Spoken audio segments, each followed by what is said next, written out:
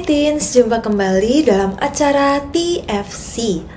Kali ini kita akan menyimak tulisan dari Pendeta Michael Suryajaya dalam buku renungan Teens for Christ dengan judul Tanda yang Jelas. Renungan ini diambil dari Matius 24 ayatnya yang ke-29 hingga ayatnya yang ke-35. Bersama dengan saya, Luisa Servin Christy. Sebelum kita masuk dalam renungan kita pada hari ini, mari kita bersatu di dalam doa. Bapa di surga, kami sungguh mengucap syukur atas segala penyertaan-Mu atas kehidupan kami hari demi hari. Ya Bapa, pada hari ini kami akan mendengarkan sebagian dari firman-Mu. Kiranya apa yang kami dengar bisa menjadi firman yang hidup bagi keseharian kami. Ya Bapa, bukakanlah hati, telinga, dan pikiran kami untuk bisa sepenuhnya tertuju kepadamu. Terima kasih ya Bapa, dalam nama-Mu kami berdoa dan mengucap syukur. Amin. Yang akan menjadi pusat renungan kita adalah dari Matius 24 ayatnya yang ke-32. Saya akan bacakan bagi kita semua. Belajarlah dari perumpamaan tentang pohon ara. Apabila ranting-rantingnya melembut dan mulai bertunas, kamu tahu bahwa musim panas sudah dekat. Film Maze Runner menceritakan para glider yang membaca peta untuk dapat keluar dari labirin.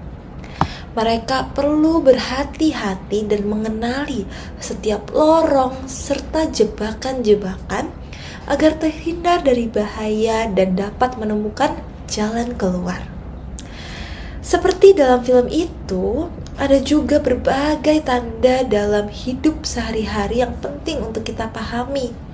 Contohnya, saat bel berbunyi dan palang pintu rel kereta api turun, semua kendaraan yang hendak melintas harus berhenti.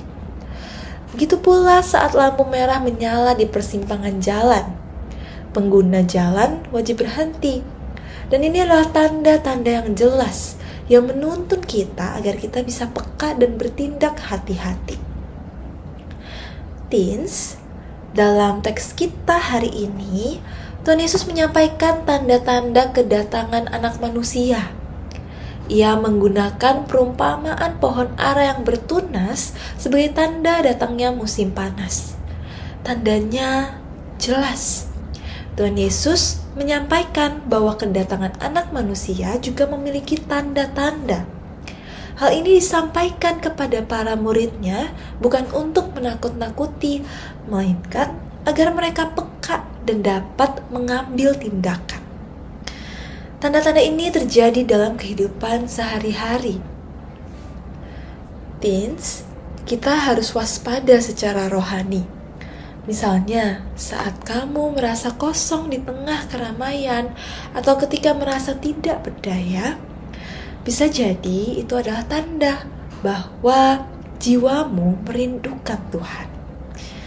Atau ketika kamu merasa gelisah saat melakukan hal yang salah dan tidak baik, di situ Roh Kudus sedang bekerja dalam hatimu. Itu merupakan tanda dalam dirimu bahwa Tuhan sedang memanggilmu untuk mendekat dan bertobat kepadanya. Maka dari itu, belajarlah peka terhadap tanda-tanda dalam hidup ini. Para murid dipanggil untuk percaya dan berharap ketika tanda-tanda itu nampak. Kamu juga dipanggil untuk menjalani hidup sesuai dengan kehendak Tuhan serta peka terhadap tanda-tanda darinya. Responslah tanda-tanda itu dengan iman yang teguh ya, teens. Mari kita bersatu di dalam doa. Bapa di surga, kami mengucap syukur atas renungan-Mu pada hari ini. Kami bisa belajar bahwa kami perlu untuk peka terhadap tanda-tanda yang Engkau beri di keseharian kami. Ya Bapa, kiranya kami juga bisa menyadari bahwa tanda-tanda yang Engkau beri itu senantiasa memproses diri kami, senantiasa memperbarui diri kami agar kami bisa mengikuti jalan-Mu. Kami bisa berada di jalan yang benar, untuk kami juga bisa belajar memahami apa makna hidup yang Kau beri di dalam kehidupan kami. Ya Bapa, berkati agar kami bisa peka terhadap tanda-tanda-Mu, dan berkati agar kami juga bisa memberikan respons yang bijaksana dan penuh dengan hikmat. Terima kasih ya Bapak atas renungan-Mu pada hari ini. Kiranya kami juga bisa melaksanakannya di dalam keseharian kami. Terima kasih ya Bapak, di dalam nama-Mu kami berdoa dan mengucap syukur. Amin. Demikianlah renungan kita pada hari ini. Jangan lupa subscribe, like, dan bagikan kepada yang lain. Tuhan Yesus memberkati.